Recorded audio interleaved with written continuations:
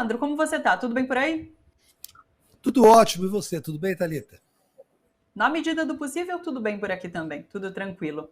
Olha só, hoje cedo, inclusive, o porta-voz do Kremlin, ele listou 3 condições que a Rússia vai impor à Ucrânia nessa rodada agora, né? Que é garantir não se associar à OTAN ou à União Europeia, reconhecer a Crimeia como parte da Rússia, reconhecer a independência das regiões separatistas no leste. E parecem condições assim plausíveis, né? Já não se fala mais em tomar a Ucrânia como um todo, mas ali são colocadas algumas condições. Essa rodada de negociação está acontecendo e eu quero ouvir sua opinião. Já são 12 dias, né, dessa guerra, com muitos boicotes e sanções por parte do resto do mundo. Parece que querem transformar, inclusive, a Rússia ali numa ilha, e quem acaba sendo muito afetado é a população russa, muitas vezes contra o que está acontecendo ali, né, na própria Ucrânia. Como você está vendo tudo isso? Quero te ouvir, Leandro. Olha só, Thalita, basicamente o que a Rússia está querendo da Ucrânia é uma rendição militar, né? Se render. Né? O cessar-fogo não vai ser feito porque a Rússia é boazinha. Eles querem o seguinte: querem a rendição militar. E quer que a Ucrânia se mantenha neutra, que, aliás, é uma solicitação que a Rússia vem fazendo há 8 anos, que está na base desse conflito. Assim, a Ucrânia, o território da Ucrânia, o tamanho da Ucrânia em relação à fronteira, às franjas da Federação Russa, é muito grande. E a presença da OTAN da Ucrânia iria provocar uma enorme instabilidade na Federação Russa. Então, o que a Rússia vem exigindo? Neutralidade. Neutralidade. A eleição desse comediante, do Zelensky, né, ela fez com que se incluísse na Constituição ucraniana, né, um item dizendo que um dos objetivos da nação ucraniana era fazer parte da OTAN.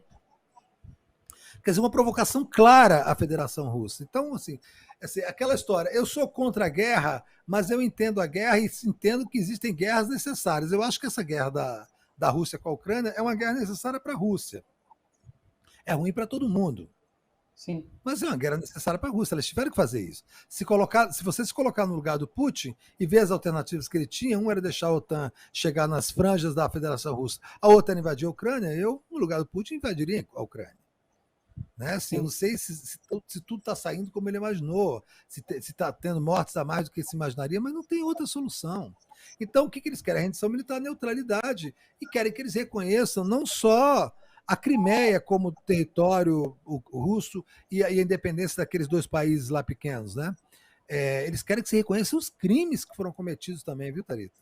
Porque assim, os ucranianos, as hordas neonazistas ucranianas, massacraram civis russos naquela região. Então tem aí sim uma vingança embutida. E não é uma má vingança. História, não pode se vingar? Pode e deve se vingar quando necessário, sim. Isso é uma bobagem. Né? Tem que sair dessa armadilha pacifista por si só. Então, eu acho assim, as imagens são muitas vezes devastadoras, como a gente está vendo. Uma guerra é uma guerra. Não existe. Essa história de guerra cirúrgica é uma balela que se repete, né, guerra após guerra, desde os anos 90. Não tem guerra cirúrgica. Guerra cirúrgica é uma desgraça. Guerra é uma desgraça. Guerra acaba com tudo. Já tem 1,5 milhão de refugiados ucranianos, pode chegar a 6 milhões. Então, quanto mais tempo, quanto mais rápido chegar a paz nessa região, menor vai ser esse fluxo de refugiados para fora da Ucrânia. Então, assim, o Putin deu as cartas, deu um checkmate na OTAN.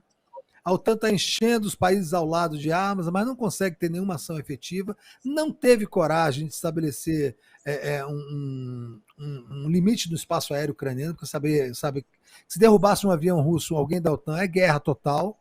E a Europa, né, está tentando se livrar desse abacaxi que o Biden botou na mão deles, porque a Europa não pode ser arrastada para uma guerra nuclear, porque é o fim da Europa e o fim do mundo. Então o Putin deu as cartas. O Putin tem, com todas as contradições e defeitos, ele deu as cartas e eu acho que ele vai chegar vitorioso ao final dessa, o que ele chama de operação especial, que na verdade foi uma guerra de ocupação do território ucraniano. Né? Como você está vendo a cobertura que a grande mídia tem feito, Leandro? Acho que a gente não conseguiu conversar sobre isso na semana passada. Eu queria te ouvir sobre. Aham. Inclusive, esse final de semana tem uma grande polêmica, né? Que o Fantástico ali soltou uma declaração de um escritor dizendo que nunca na história teve uma invasão Pois de um é, país soberano. E o pessoal tá criticando demais, né? eu esqueci o nome do. Yuval, Yuval é Noah. Yuval Yuval Noah Harari, escreveu um livro Harari, famoso, eu nunca li, isso. não, mas Sim, escreveu um livro famoso chamado Sapiens, uma história da humanidade, uma coisa assim. Esse cara, ele é israelense, considerado um intelectual sofisticadíssimo de Israel, e ele deu a seguinte declaração para uma jornalista da TV Globo. Desde 1945, nenhum Estado nacional invadiu outro no mundo. Quer dizer, ou esse sujeito é absolutamente estúpido, ele vem enganando as pessoas que ele é um intelectual, ou ele é um mau caráter, ou ele é um canalha. O próprio Estado israelense é um Estado invasor e agressor desde 1948. É um Estado que mantém sob o jugo invasor, né, um Estado livre, que é a Palestina.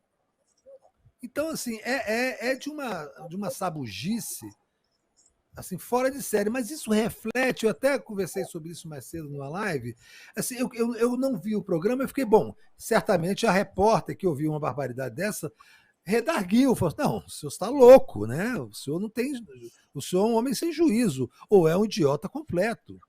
Olha o número de estados que foram invadidos de 1945 para cá, principalmente pelos Estados Unidos da América. Mas não, a repórter engoliu isso e seguiu a entrevista. Ou seja, o jornalismo brasileiro, Thalita, na maioria na sua absoluta maioria, perdeu o seu sentido de ofício. Né? Não, o jornalismo brasileiro não serve basicamente para mais nada. É uma rede de fofocas e de notícias acacianas, assim, sem né, um retrato do tempo, sem nenhuma visão crítica do que está acontecendo.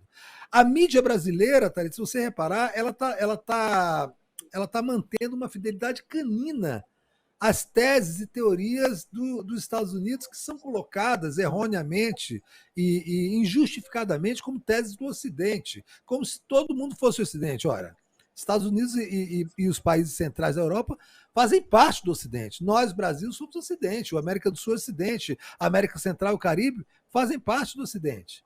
Mas, no entanto, existe esse bloco do Ocidente. Mas a mídia brasileira, como nós já há muitos anos, é uma mídia rasteira, primária, né, dominada por jornalistas de quinta categoria, de por tarefeiros, por gente desqualificada, sem leitura, imbecilizada pela própria mídia, e está cumprindo o seu papel agora na guerra. Virou uma gincana. Você abre os portais da mídia do mainstream, só é uma gincana, cada qual tentando achar uma historinha, igual o jornalismo esportivo, uma historinha de superação. A dona Madalena faz feijão enquanto prepara a sua Uzi para atirar nos russos. A Chiquinha da Silva é Miss e juntou seus amiguinhos para montar um conhão, para enfrentar os russos, sabe? Essa bobageira que é típica de jornalismo esportivo e que contaminou. Né? Quando você não pode fazer um jornalismo crítico, você acaba contaminando ele com essas bobagens, com esses clichês, com lugares comuns. E é isso que virou a mídia brasileira. Que virou, não. Ela agora está mostrando como ela se comporta num conflito internacional, exatamente como vem se comportando em tudo mais ao longo desses, pelo menos, últimos 15 anos.